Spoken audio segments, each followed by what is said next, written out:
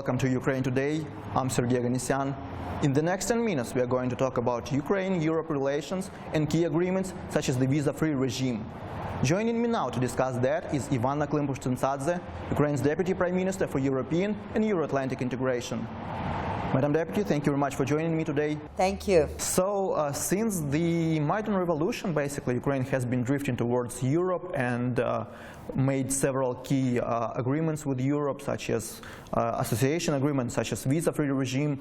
But, for example, visa-free regime was supposed to be considered during this summer. And considering the situation around Georgia, uncertain situation, and considering the migrants, do you expect this decision still to be considered during summer? First of all, I would like to remind everybody that Ukraine, as Georgia, actually in its turn, has fulfilled absolutely all preconditions to be given the visa-free regime with the European Union, with Schengen zone of the European Union, of the countries of the European Union. Therefore, we are expecting that the legislative proposal that was put on the table for the European Parliament and for the Council of the European Union by European Commission will be respectively considered and approved by the two remaining bodies, and this is the expectation. When exactly this will be happening, that's a little bit another question, because right now, yes, you are very right. We see that, unfortunately, the Georgian decision on the Georgian issue was not yet taken and is a little bit being postponed because of the position of the Ministry of Interior of Germany. As far as we understand, that's what we hear from our colleagues. However, I'm assuming that there are no such concerns with regard to Ukraine of the same type that were put on the table with regard to Georgia.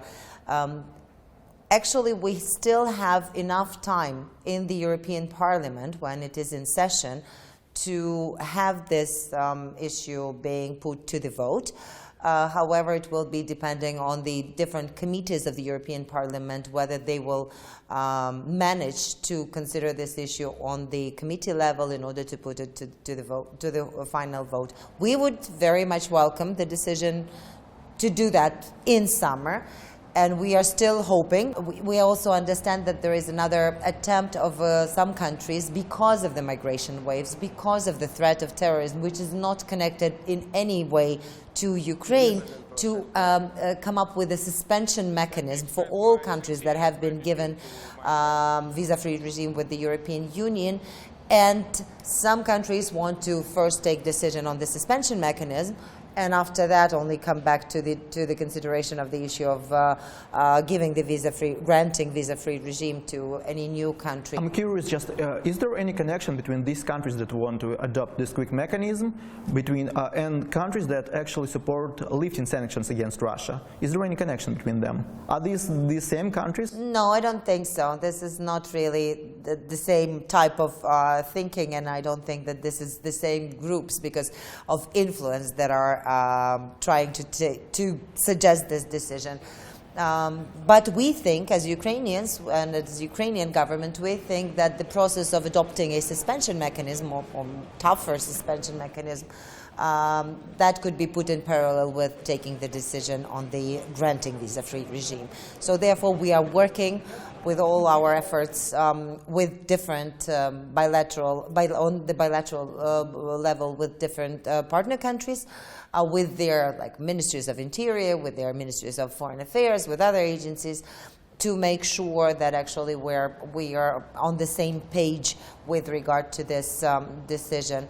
However, we do not know what will prevail. It seems like our agreement between Europe and Ukraine, visa-free regime, is going somewhat as planned. And I'm curious about the other agreements, such as the association agreement. How's these things been in this regard? You know, there are several actually issues that we are right now very actively engaging in dialogue with the European Union on. One is the visa-free regime. Another one is exactly the question that you're putting, the issue of final ratification procedure of the association agreement. which is halted right now with non-action still of the Dutch government that has to present its vision for the European Union colleagues and finalize the decision on the ratification. And the third one is the rollover of sanctions towards Russian Federation with regard to non-fulfillment by Russia of its obligations under the Minsk arrangements, under the Minsk Accords. So with regard to ratification of the association agreement, we really hope that Dutch government will come up with a solution to follow through with the earlier decision taken by the Dutch government. But what solution would satisfy you exactly? Exactly that it is ratified. That's the best solution, and I think that everybody in the actually all the other countries of the European Union fully support this, because I do not see the possibility of reopening negotiations on the association agreement. I want to remind everybody that the association agreement is the cause and also the result of the revolution of dignity. And that is something very symbolic, very important for Ukrainian people and for credibility of the dialogue between Ukraine and the European Union in terms of following through. It is already working. The mechanism is already in place as of 1st of January of 2016, both the association agreement and fully the DCFTA, Deep and Comprehensive Free Trade Agreement between Ukraine and the European Union. However, we are still waiting for the final ratification by the Dutch government. I hope that, the minimum that maybe the Dutch government could do is to fully ratify the procedure, and if it sees that maybe this bilateral part that is part of the bilateral in terms of Ukraine dealing with each country individually, which is comprising maybe, I don't know, up to 15% of the agreement, maybe that is the part that Dutch government would want to so far refrain from using, for example. And also, this is not the only time when Europe has not been too united on the issue of Ukraine and Russia. You mentioned sanctions against Russia. Recently, French Parliament adopted a resolution, non-binding resolution, but still to lift sanctions against Russia. And also, there are signs from Germany. For example, German Foreign Affairs Minister, Mr. Frank-Walter Steinmeier, he said that Europe should think about gradually lifting sanctions against Russia if Russia progresses in Minsk. Not only after Russia implements Minsk, but as it progresses. So what's our position here? What's your opinion on that? I hope that the European Union countries at the Council of the European Union will take a very wise and responsible decision on rolling over sanctions, as Russia is not progressing in any way at all with regard to fulfillment of its obligations under Minsk Accords.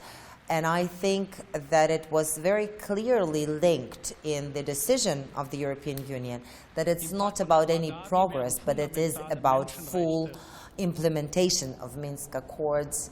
And only after that there could be a decision on a reconsideration of sanctions or weakening sanctions, or because I don't think that lifting sanctions fully is possible even after Minsk, because if and when Minsk is fully implemented. Yes, and it seems like coordinating all these things is quite a big task. Madam Deputy, I thank you very much for your time, and thank you very much for your answers. They are much appreciated. Thank you. Thank you. So this is where we have to leave. You've been watching Ukraine Today. Many thanks for joining us, and I'll see you next time.